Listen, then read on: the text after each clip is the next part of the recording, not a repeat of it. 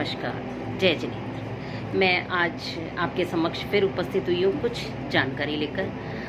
कुछ ऐसी जानकारी जो बहुत ज़्यादा ज़रूरी है सभी लोगों के लिए। तो सबसे पहले मैं आपको बताना चाहती हूँ कि इस समय लॉकडाउन के समय काफ़ी प्रॉब्लम्स आती हैं, लेकिन लोग कुछ कर नहीं पा रहे। तो उसमें सबसे ज़्यादा जो समस्या आती है लोगों को, वो है एक तो बीपी की। बीपी जिनका काफ़ी कभी बढ़ जाता है, कभी घट जाता है, तो हम घर पर उसका कैसे ट्रीटमेंट करें? क्योंकि अगर बहुत ज़्यादा बीपी एकदम से 200 हो गया, कुछ और ज़्यादा हो गया, तो एकदम से आप घबरा जाएंगे, क्योंकि इस समय कंडीशंस बहुत ज़्यादा टिपिकल है। तो ऐसे समय में आप अपने घर पर ट्रीटमेंट करिए, उसके बाद आप अपने डॉक्टर से कंसल्ट करिए। क्योंकि जब बीपी एकदम से बूस्टअप होता है तो काफ़ी सारी प्रॉब्लम्स होती हैं, या तो किडनी फेल होने का डर रहता है, या पैरालिटिक अटैक आने का डर रहता है। तो इसके लिए जो सबसे अच्छा है कि अगर बीपी बहुत ज़्यादा हाई अप हो गया, आप एकदम घबराएं नहीं। अपने फ्रिज में से आइस क्यूब्स निकालिए और उसको एक पॉलीथीन में या किसी कपड़े में रखकर पॉलीथीन में रख लीजिए, और पीछे पीठ पर, स्पाइन पर 5 मिनट अच्छे से ऊपर से नीचे तक उसे रब करिए आइस क्यूब से। आप देखिए बीपी एकदम नॉर्मल होना शुरू हो जाता है।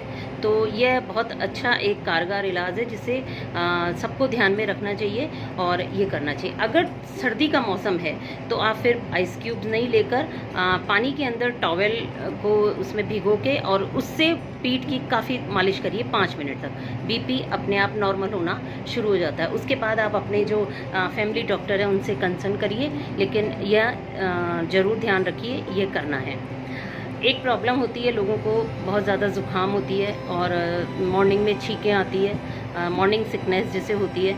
उसके लिए यही है कि आप एक पराठा बनाइए जिसमें डालिए नमक, जीरा, हल्दी, और इसका एक बहुत अच्छा पराठा बनाइए और उसे खाइए।